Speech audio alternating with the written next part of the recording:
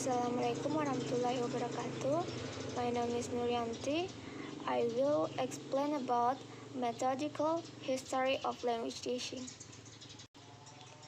The first step toward developing a principled approach to language teaching will be to turn back the clock about a century in order to learn from the historical cycle and trends that have brought us to the present day.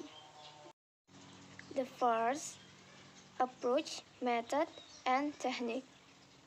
In the century spanning the mid-1880 to the mid-1980, the language teaching profession was involved in a search. That search was for what was popularly called methods, or ideally a single method generalizable across widely varying audience. The goal successfully teach students a foreign language in the classroom. What is a method? About 4 decades ago, Edward Anthony gave us a definition that has admirably withstood the test of time. His concept of method was the second of 3 hierarchical elements, namely approach, method, and technology. An approach, according to Anthony, was a set of assumptions dealing with the nature of language, learning, and teaching. Method was described as an overall plan for systematic presentation of language based upon a selected approach. Techniques were the specific activities manifested in the classroom that were consistent with the method and therefore were in harmony with an approach as well. The method that follows might resemble, say, Suggestipedia, a description follow in this chapter. Techniques could include playing baroque music while reading a passage in the foreign language, getting students to sit in the yoga position while listening to a list of words, or having learners adopt a new name in the classroom and role play that new person. Methodology, pedagogical practice in general, including theoretical underpinnings and related research. Whatever considerations are involved in how to teach are methodological. Approach, theoretical well-informed position and belief about the nature of language learning, and the applicability of both to pedagogical settings. Method, a generalized set of classroom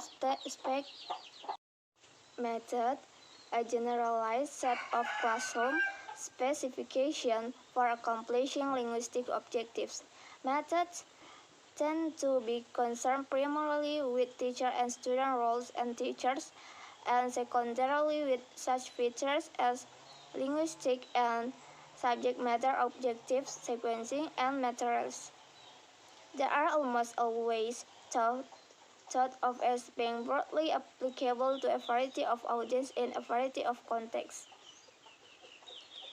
Curriculum or syllabus. Designed for carrying out a particular language program, features include a primary concern with the specification of linguistic and subject matter objective, sequencing, and material to meet the needs of a designated group of learners in a defined context. The term syllabus is usually used more customarily in the United Kingdom to refer to what is called a curriculum in United States.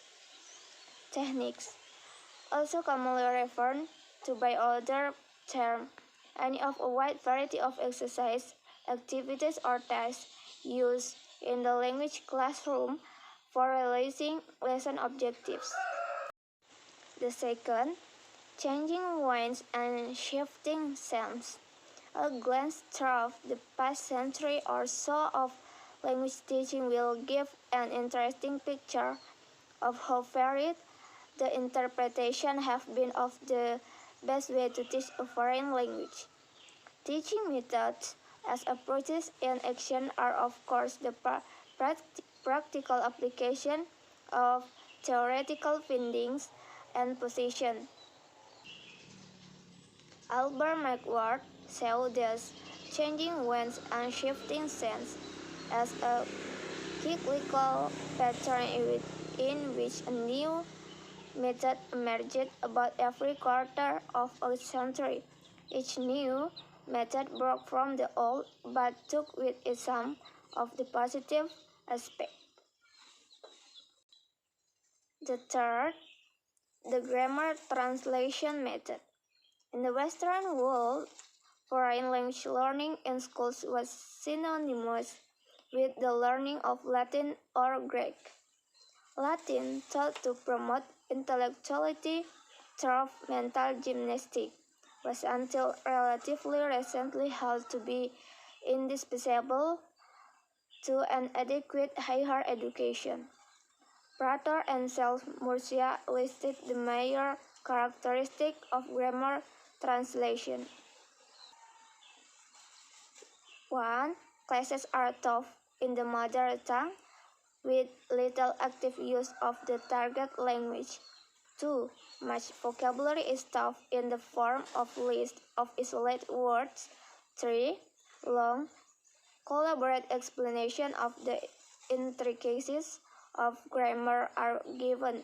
4. Grammar provides the rules for putting words together, and instruction often focuses on the form and inflection of words. 5. Reading of difficult classical texts is beginning early. 6.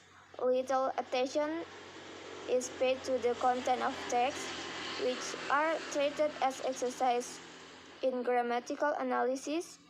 7. Often the only drills are exercises in translating disconnected sentences from the target language into the mother tongue. And 8. Little or no attention is given to pronunciation. 4. Goyen and the series method. The history of modern foreign language teaching may be said to have begun in the late 1800s with Francois Goyen, a French teacher of Latin with remarkable insight. Goyen spent a lot of time observing his nephews and other children and come to the following conclusion. Learning language is essentially a matter of converting perception into conception. Children use language to represent their conception. 5. The direct method. The naturalistic simulating the natural way in which children learn first language approaches of Goyen and a few of his contemporaries did not take hold immediately. The basic premise of the direct method was similar to that of Goyen's series method, namely that second language learning should be more like first language learning, lots of oral interaction, spontaneous use of the language, no translation between first and second language, and little or no analysis of grammatical rules. Richard and Roger summarize the principle of the direct method. 1. Classroom interaction was conducted exclusively in the target language. 2. Only everyday vocabulary and sentences were taught. 3.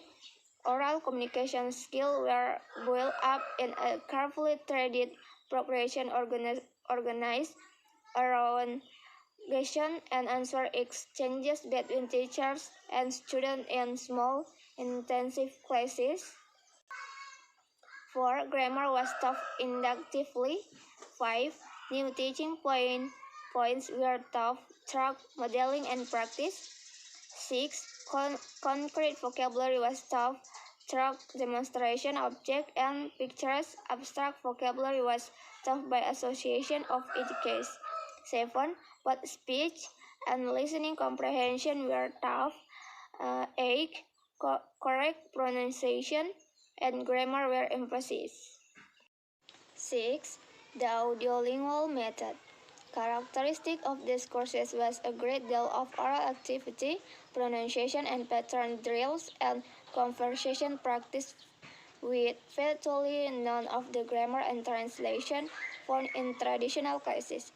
The audiolingual method is based on linguistic and psychological theory.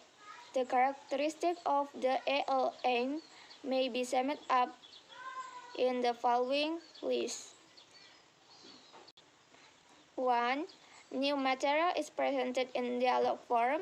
2. There is dependence on mimicry, memorization of set phrases, and overall learning. 3.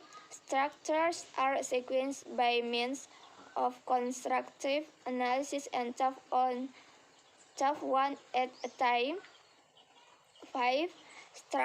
Structural patterns are taught using repetitive drills. 5. There is little or no grammatical explanation. 6. Vocabulary is strictly limited and learned in context. 7. There are many use of tapes, language labs, and visual aids. 8. Great importance is attached to pronunciation. 9. Very little use of the mother tongue by teacher is permitted. 10. Successful response are immediately reinforced. 11. There is a great effort to get students to product error-free utterances. 12. There is a tendency to manipulate language and disregard content. 7. Cognitive learning. The age of audiolingualism with its emphasis on surface form and on-the-road practice of scientifically product patterns began to when the Chomsky and revolution in linguistics turned linguistic and language teacher toward the deep structure of language. Increasing interest in generative transformational grammar and focused attention on the role focus govern nature of language and language acquisition led some language teaching program to promote a deductive approach rather than the inductively of the ALA. 8. The Sender method of the spirited 1970. The functional basis of language program has continued to the present day. Brown, for example, the following functions are covered in the first several lessons of an advanced beginner textbook. The first, community language learning. The second, Suggestipedia. The third, the silent way. 4, total physical response. And last, the natural approach. 9. Beyond Method National Functional Syllabus. The NFS provided popular underpinnings for the development of communicative textbook and material in English language courses. The functional basis of language program has continued to the present day. And Brown, 1999, for example, the following functions are covered in the first several lessons of an advanced beginner textbook. The first, in producing self and other people. The second, exchanging personal information. The third, asking how to spell someone's name. 4, giving comments. 5, apologizing and thanking. 6, identifying and describing people. And last, asking for information. Thank you. Wassalamualaikum warahmatullahi wabarakatuh.